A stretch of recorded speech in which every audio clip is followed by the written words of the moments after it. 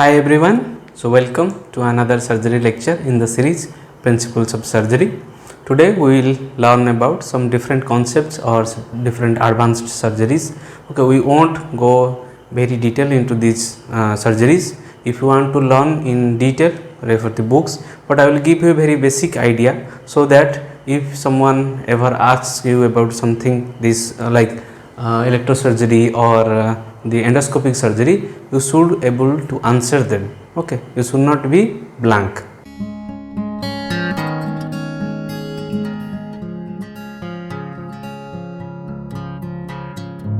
Okay.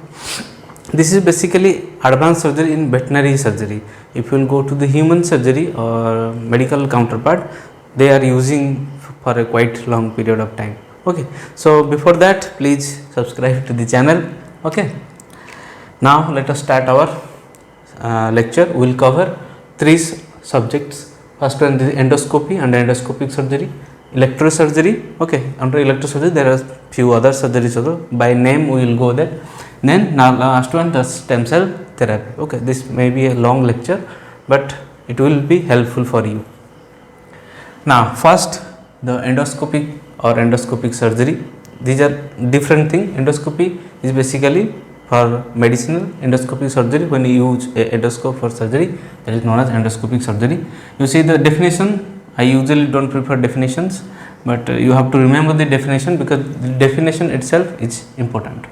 So what is endoscopy? Use of endoscope to visualize the interior of an organ or body cavity that cannot be examined without surgery. Okay, this is the definition. Just remember the definition. Now, what are the parts of an endoscope? First one is handle. You see, this is a diagram. You can search in internet, or I will try to give a diagram inserted here. This one is a endoscope. You see, this one is a handle. This part is a handle. This one is umbilical cord.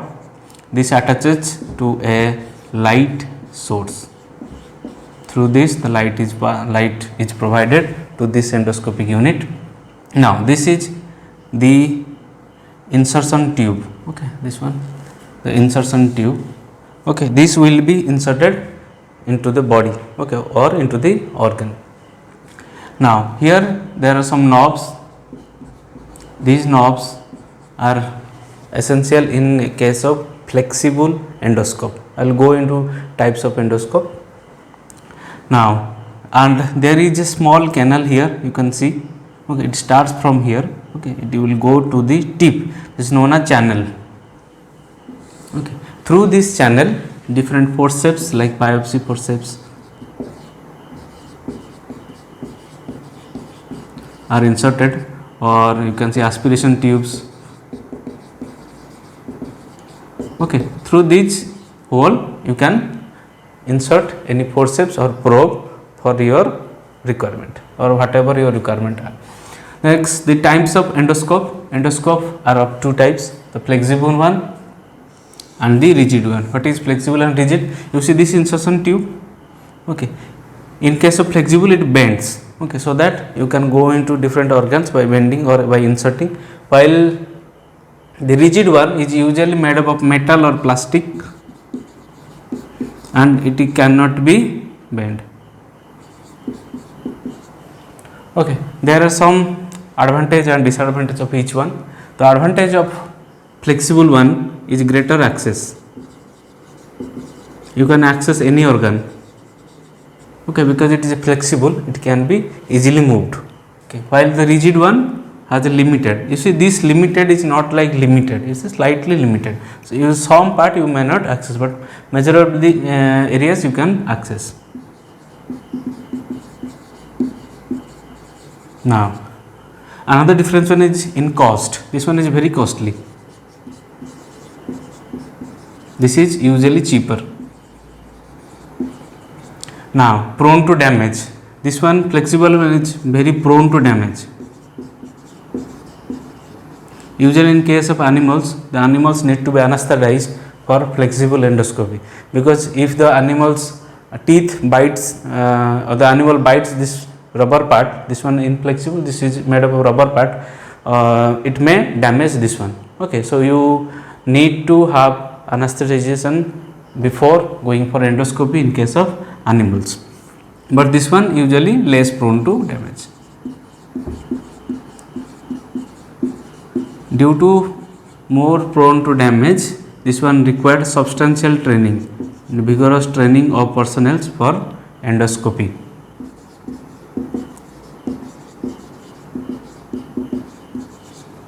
These are basic differences between the flexible endoscope and the rigid endoscope. Okay. Now, how they are inserted into the body? They can be inserted through natural orifices like mouth or anus or nose, ear. Okay. But it can also be introduced through skin or soft tissue. Suppose you are doing some abdominal endoscopy. Okay. You have to insert through the skin or soft tissue. When they are inserted to skin or soft tissue, the holes are made. The holes are known as portals. Here are examples. Suppose this is the abdomen. Okay, I have to visualize the bladder. So I have to make a hole. This hole is known as portal. This hole, okay, you have to maintain this hole by introducing a cannula. Okay, suppose in this view, this is a hole, so you have to introduce a cannula. This cannula will maintain this hole, so that through this the endoscope can be entered. And the portals are two types according to use. If this portal is used for endoscopy, then this is scope portal or camera portal. If this port is used for insertion of instrument for endoscopic surgery, this is known as instrument portal. Okay. So, another thing you remember in endoscopy, so what is the procedure? Usually 3 holes are made. Okay, this can be here, this can be here according to your area of interest or area of surgery. You have to make 3 holes. Usually it is made 3 holes. This is known as triangulation. Okay. These cannulas usually snugly fit these holes. Okay. So, this is known as triangulation. Among the among the 3 holes, anyone can be actually one can be a camera hole or camera portal. Rest 2 are instrument portals. Okay, this one can be a camera portal. This can be the instrument portal. But according to your area of interest or area of surgery, you can form this triangle. Now, another thing, while doing endoscopic surgery, a gas is filled. Okay, so that the abdomen will be tensed. Okay, so that all the organs can be easily visible. So that gas is usually air or carbon dioxide. The recent trends suggest for carbon dioxide. In case of air, there are some disadvantages like abdominal discomfort like that. But in case of carbon dioxide gas, usually you won't find any abdominal discomfort, but still there are debates going on. Usually these 2 gases are used. Now, this is all about the endoscopic procedures. What are the procedures? In veterinary, there are very few institutions which are doing the endoscopic surgery. Now, next the branches. You see, these are simply the names. Gastroduodenoscopy for stomach and duodenum, esophagoscopy for esophagus, proctoscopy for anus, colonoileoscopy for colon, laryngo for larynx, cysto for bladder, thoracoscopy for thorax, bronchoscopy for bronchi, rhinoscopy for nasal cavity, laparoscopy, this one is abdomen. This is very common in case of animals, laparoscopic surgery. Okay. Arthroscopy is for joints. Usually you will find the appendicular joints in which you will find arthroscopy, like shoulder joint, elbow joint, carpus joint, hip, knee and torsus. Remember, this one is a diameter. Okay, this insertion tube has a diameter. Each case, suppose you are doing arthroscopy, you may not need a wide mouth or wide diameter endoscope. For them, there are special endoscopic tubes or insertion tubes. Okay, so according to your diameter, you can use in different scopy. okay, whether gastroduodenoscopy, thoracoscopy. Here we may need a bigger diameter endoscope, and for arthroscopy smaller diameter. Okay, for cystoscopy we may need a smaller diameter endoscope. So according to the organ you are going to watch or you are going to examine, or a body cavity you are going to examine, you have to choose this diameter. Okay, so this is all about some basics of endoscopy and the endoscopic surgery. Now we will go for electrosurgery. Now coming to the electrosurgery, there are two terms, electrocautery and electrosurgery. Most of the time they are used interchangeably, but there is a basic difference. What is electrocautery? Current will flow to the probe, and in probe itself the heat will be generated, and this heat will be used for tissues, either for cutting or coagulating. While in case of electrosurgery, the current will flow through probe and will enter into the tissue, and in the tissue itself the heat will be generated, and there will be cut or coagulation. Okay, coagulation for bleeding, cutting for cutting through the tissue. So this is the basic difference between the electrocautery and electrosurgery. Okay, but usually they are used interchangeably. Now the machine uses the 60 cycles, the alternating current, and it enhances up to 20,000 cycles. Usually the muscles and the nerve fibers are desensitized at 10,000 cycles. So this one uses the 20,000 cycles, that is why you won't feel any pain, or there will be no pain sensation. Now there are two settings in case of electrosurgery, the cut setting and the coagulation settings. Okay, in case of cut settings it will use continuous current, and for coagulation intermittent current. Now these are basic settings, you should know something, the basics. Okay, usually in the machine there will be cut and coagulation, there will be two buttons in your handpiece, you can use them alternatingly. Now there are two types of electrosurgery, the monopolar and the bipolar. See the differences. Remember this one, this is a patient. Okay, this one, this probe is known as handpiece. Okay, this rectangular one is known as ground pad.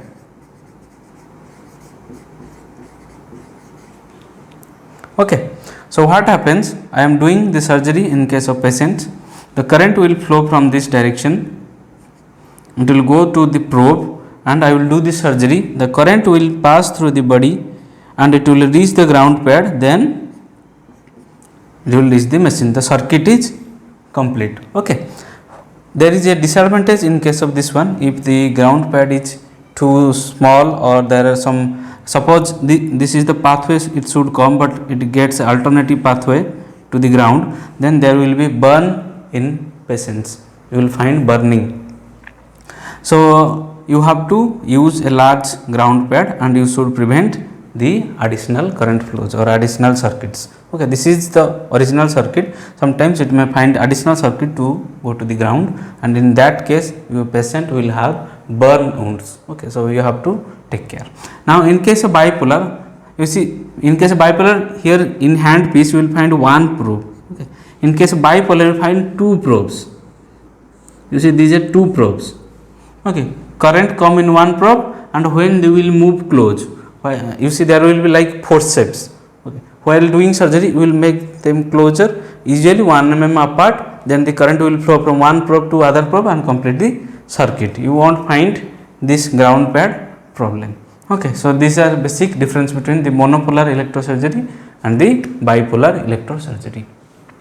Now this is all about the electrosurgery, some basics only. Now there are some terms like radiosurgery, in which the radio waves are used. Remember the frequency, 4 megahertz. Now there is also laser surgery. Usually the most famous one is CO2 laser, carbon dioxide laser surgery. The wavelength which is used is 10,600 nanometer. This is some basics, okay, only the definition you should remember. If you want to read in detail, you can refer any surgery book. Now we will go for the stem cell therapy. Now coming to the stem cell therapy. Okay, what are stem cells? Stem cells are basically multipotent cell which can differentiate to any cell or form any tissue. Stem cells can be obtained from two sources. It can be embryonic stem cell ESC, or it can be the adult stem cell or somatic stem cell. Okay. So in case of embryo stem cell, which are derived from embryos or blastocyst,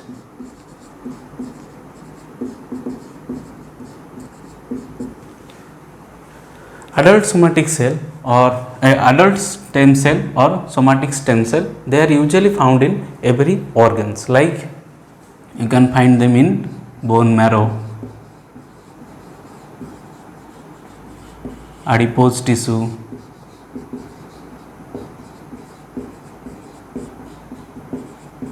okay, brain, liver, blood, etc. You will find many more organs which has some stem cell.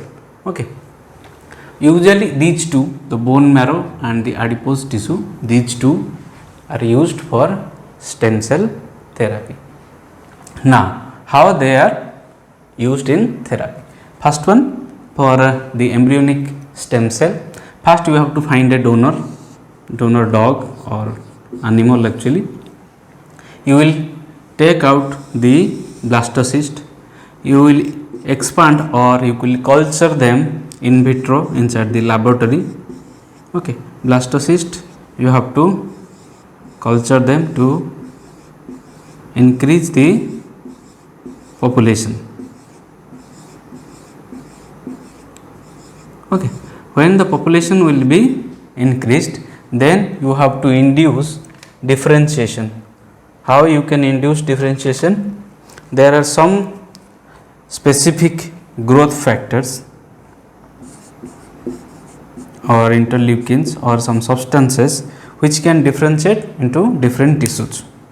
These tissue, suppose you are wanting for osteocytes, you have to provide growth factors which are favorable for osteocytes, and this will be differentiated to osteocytes. If you want a blood cell, then you have to provide growth factors for blood cell and it will differentiate to blood cells.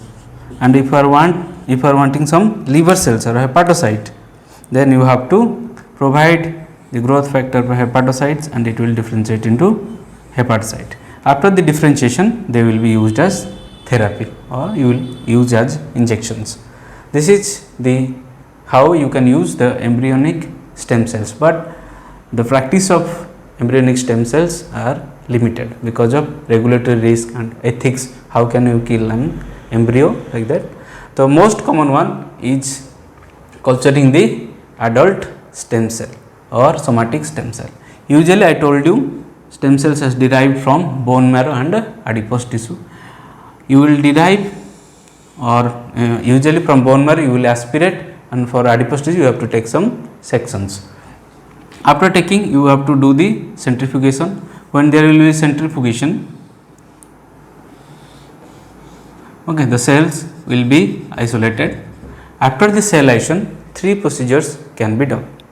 After the cellulation, it can directly used as therapy. But the thing is, when it is used directly as therapy, you will find very low concentration of stem cells.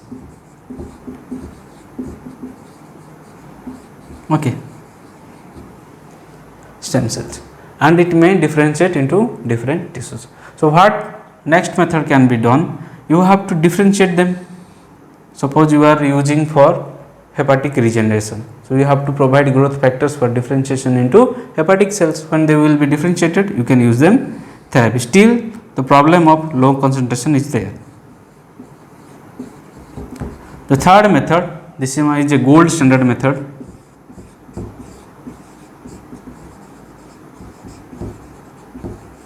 Okay, this one is the gold standard. Then after isolation we have to culture them or nourish them, so that the somatic cell or the stem cell population can rise up. When there will be sufficient number of stem cells, then you will do the differentiation to which tissue you want, and after differentiation you have to use as therapy. Usually they are used as injections. This is all about the stem cell therapy, basics of stem cell therapy. If you want some advanced stem cell surgeries, or you want some stem cell articles, you can refer different articles in internet, and also there are some very good books you can refer for more research, or if you want to do research you can read them. Okay. And apart from that, there are some terms you should know. I actually accidentally left in previous one, the cryosurgery. Okay, you see that is electrosurgery, or you can say thermosurgery. This one cryosurgery. Here the liquid nitrogen is used for surgery. It is usually used for coagulation.